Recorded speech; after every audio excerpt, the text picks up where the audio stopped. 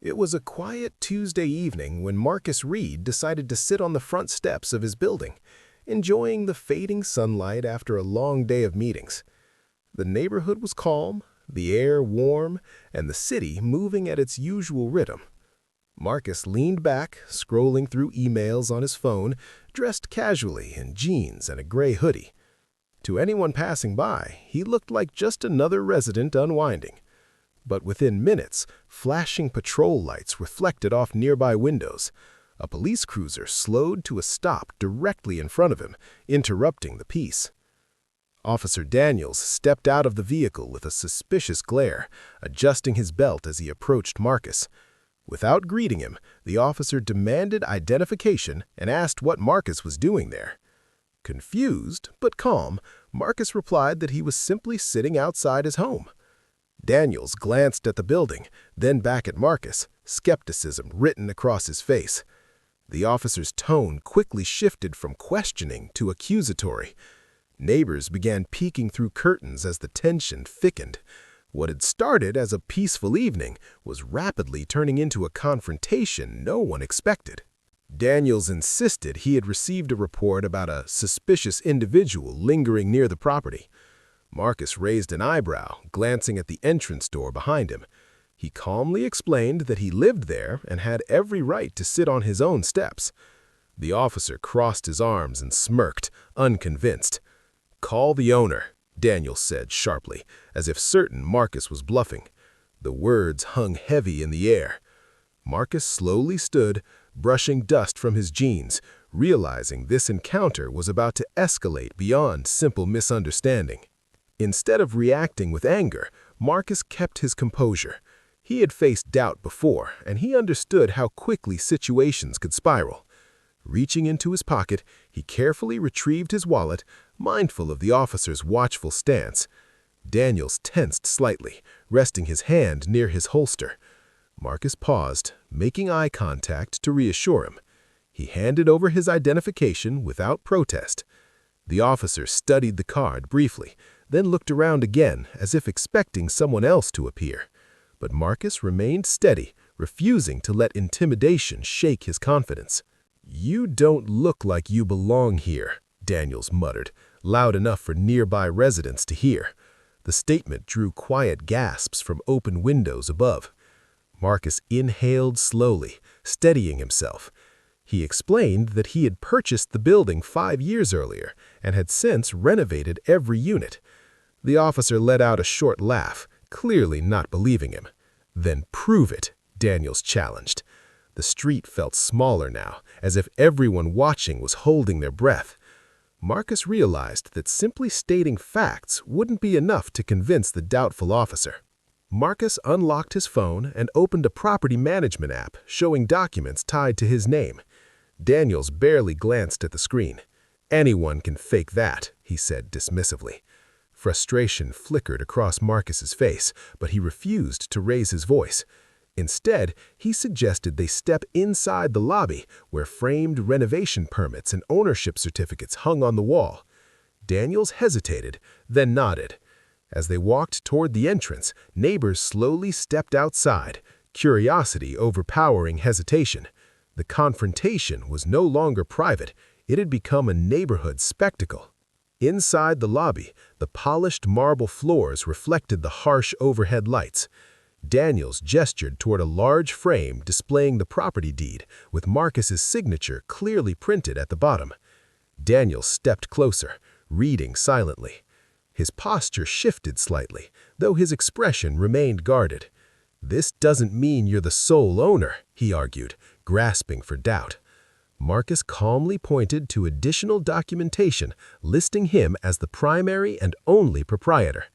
The silence stretched between them.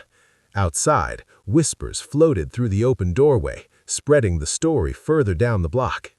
Daniels radioed dispatch to verify the information, his voice lower now, but still defensive. Marcus folded his arms, not in defiance, but in patience. Minutes passed like hours as the tension refused to ease. Finally, dispatch confirmed that Marcus Reed was indeed the registered owner of the building and several surrounding properties. The officer's shoulders stiffened as reality settled in. Outside, neighbors exchanged knowing glances. The narrative had shifted completely, and the authority in the room no longer felt as absolute as it had moments earlier. Instead of reacting with anger, Daniels cleared his throat and attempted to justify his actions. He claimed he was just doing his job and responding to a call. Marcus nodded, acknowledging the responsibility officers carry, but he gently pointed out the assumptions that fueled the encounter. The officer's earlier confidence now felt misplaced. The lobby, once tense with accusation, now carried an uncomfortable silence. For the first time, Daniels seemed unsure of himself. The power dynamic had flipped, and everyone watching could feel it unmistakably. Marcus explained that this wasn't the first time he had been questioned outside his own property. He shared how he invested his life savings into transforming the building into affordable housing for families. Daniels listened quietly, perhaps realizing that his initial judgment had been flawed. The weight of the moment lingered. Outside, more residents gathered, their faces reflecting both concern and validation. What began as suspicion had turned into a lesson unfolding in real time, and the story was far from over. Marcus requested the officer's badge number, his tone steady and professional. Daniels hesitated but eventually complied. The request signaled that the situation had crossed a line. Neighbors recorded discreetly on their phones, understanding the importance of accountability. The officer's earlier smirk had vanished completely. The evening sun dipped lower, casting long shadows through the lobby windows. What started as a casual moment on the steps had evolved into something symbolic, an encounter highlighting assumptions, authorities, and quiet resilience standing firm. As Marcus stepped back outside, he felt the eyes of his tenants on him. Some offered supportive nods, others murmured encouragement. Daniels followed, radio silent now. The officer's posture lacked the earlier aggression, replaced instead by visible discomfort. Marcus paused on the same front steps where the incident began. The flashing patrol lights no longer looked intimidating, they seemed misplaced. The air felt different, heavier but clearer. A lesson had unfolded before everyone watching, and it was impossible to ignore. Daniels finally spoke, offering a brief apology that sounded rehearsed but necessary. Marcus accepted it with grace, though his expression suggested deeper reflection. He explained that respect must exist on both sides of any interaction. The officer nodded, avoiding eye contact. Neighbors slowly returned to their apartments, conversations buzzing behind closing doors. The patrol car engine started again, breaking the stillness. Yet something fundamental had shifted on that block forever. When the cruiser pulled away, Marcus remained seated on the steps once more. The same place that moments ago felt like a stage for humiliation now felt like a quiet symbol of ownership and perseverance. His phone buzzed with messages from tenants expressing support. Marcus smiled faintly, grateful for the community he had built. The evening resumed its calm rhythm, but no one who witnessed the confrontation would forget it anytime soon. Later that night, footage of the encounter began circulating online. Residents had captured nearly every moment. The video showed Marcus calm and composed while the officer appeared confrontational. Comments flooded in, praising Marcus for his patience and criticizing the unnecessary escalation. The story quickly gained attention beyond the neighborhood. What had started as a single assumption on a quiet street was now sparking broader conversations about bias and responsibility. Local community leaders reached out to Marcus the following day, asking if he would speak about the incident at a town meeting. Though hesitant, he agreed. He believed change required dialogue, not silence. The officer's department also released a statement acknowledging the encounter and promising internal review. The spotlight was growing brighter, and accountability was becoming unavoidable. At the town meeting, Marcus stood confidently before a packed room. He recounted the experience not with anger, but with clarity. He emphasized that assumptions can damage trust between officers and communities. The audience listened attentively, many nodding in agreement. His calm delivery carried more weight than outrage ever could. Reporters began covering the story, highlighting Marcus's journey from small business owner to property investor. Interviews revealed his dedication to revitalizing the neighborhood. The narrative shifted from confrontation to inspiration. Marcus wasn't just a man on steps, he was a visionary shaping his community. Meanwhile, the police department initiated bias training sessions in response to public concern. Daniels attended alongside fellow officers. Though uncomfortable, the training opened conversations long overdue. The incident had become a catalyst for reflection within the department. Weeks later, Marcus once again sat on his front steps. This time, neighbors greeted him warmly. Passing patrol cars slowed respectfully but did not stop. The atmosphere felt transformed. Confidence replaced tension.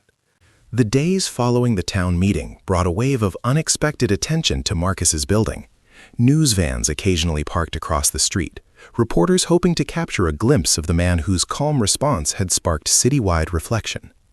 Marcus tried to maintain his normal routine, reviewing tenant applications, coordinating repairs, and answering emails late into the night. Yet something had undeniably changed. Strangers now recognized him, not for controversy, but for composure. The front steps where the confrontation began had quietly transformed into a symbol of dignity, reminding everyone who passed that assumptions can unravel faster than facts. Officer Daniels, meanwhile, found himself replaying the encounter in his mind. The certainty he felt that evening now seemed misplaced. Body camera footage had been reviewed by supervisors, and while no formal misconduct charge was filed, the internal discussion was serious. Daniels couldn't ignore the public reaction. He had sworn to serve and protect, yet the video suggested he had led with suspicion instead of curiosity. The realization unsettled him. In quiet moments at home, he wondered whether one decision, made in haste, could reshape his career and reputation permanently.